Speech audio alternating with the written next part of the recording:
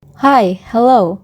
As you guys know, I finally got my iPad. And I've been wanting to make videos about Procreate, and you guys wanted me to do Procreate versus Ibis Paint comparison, so let's do that for today. Full disclaimer though, this video is not sponsored by both Procreate and Ibis Paint, even though I'll be so happy if they did.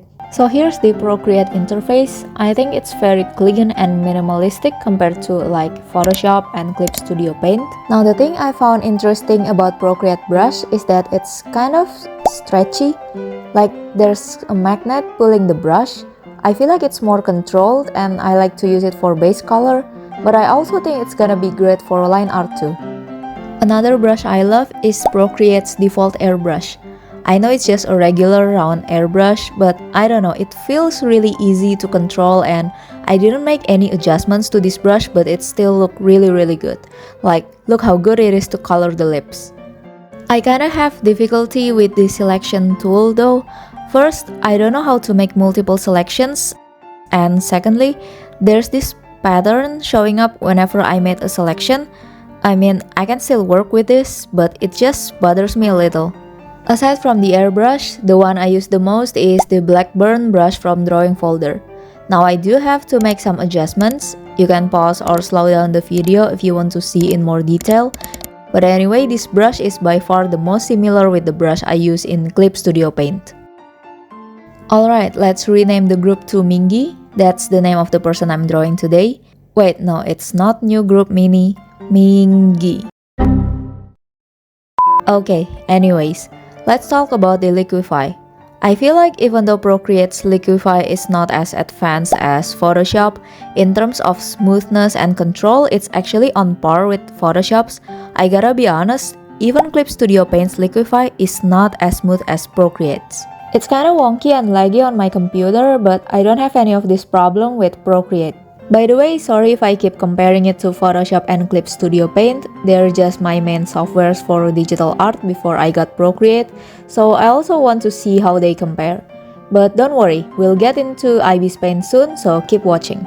Oh, and I don't have a screen protector yet, so random lines like this tend to happen.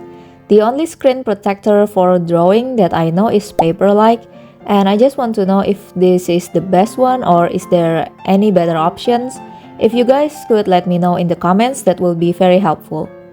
Procreate doesn't have a whole lot filters like Photoshop does, but it's really easy to apply the filters. Like for example, chromatic aberration, you know that TV distortion effect thing? In Photoshop it's quite tricky. You have to select the whole image, go to channels, move it one by one, and yada yada yada. In Clip Studio Paint, it's even longer process. Rostros made a short tutorial video about it and I'm like, nope. But in Procreate, you just drag it with your finger. That's it. I think they provide the most essential filters in Procreate, and for me, it's enough to beautify my artwork. One thing I'm missing though is high pass, which I always use in Photoshop. It just enhances your artwork and make it sharper. The most similar one in Procreate is sharpen, which I think is pretty good, even though I would still prefer high pass. Overall, I'm very pleased with Procreate. It's really smooth, the Liquify isn't lagging at all, and I like the brushes, especially the Blackburn brush. Even though the features are not as advanced as Photoshop, they provide the essential tools, which I think is just enough for me. Now let's move on to Ibis Paint. Oh hello Ibis Paint, it's been a while. Last time we met, I sacrificed my fingers. Now I've been getting helpful comments from you guys in the previous video, and I did turn on the force fade this time. Thank you so much guys. I did a little adjustments to the brush I'm using, so again you can pause or slow the video down if you want to see. And by the way, you can see a glimpse of felt painting I did before this, but for the sake of your eyes, I will not be showing the full image. There is this custom brush section in Ibis Paint. Apparently you can store your favorite brushes there, and it also shows recently used brushes, which I think is convenient. I gotta be honest, the airbrush in Ibis Paint is kinda hard for me to use, like it's not as smooth as Procreate's airbrush, so I'm switching to round brush with low opacity from time to time. The good thing is, the selection tool in Ibis Paint is really easy to use. It creates multiple selections automatically and works just as well as Photoshop. I think I really should get a screen protector. It keeps zooming in without my consent. It's kinda annoying. Speaking of annoying, make sure to turn off the quick eyedropper. I was so frustrated because it keeps picking up colors without me wanting to. I didn't have this problem when I'm using my phone though. In fact, it was really easy to pick up colors, but for iPad users, I suggest just turning it off. As for the liquify, it's not as smooth as Procreate, but it works just fine. It doesn't create squiggly lines. I would, however, suggest to set the liquify to a larger size because it gives smoother finish. By the way, my art style really changed here, huh? Like, if you compare it to the Procreate one, they're different. Why is my art style so inconsistent? But on the brighter side, he looks like a webtoon character, so it's all great. Ibis Paint surprisingly has a lot more filters than Procreate. I mean, look at that, this is almost as many as Photoshop's.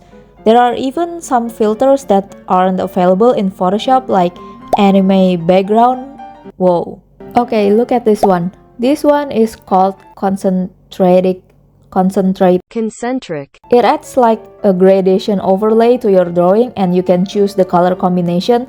I'm gonna go with the first one and set it to multiply. Oh yeah, don't forget to duplicate your layers first.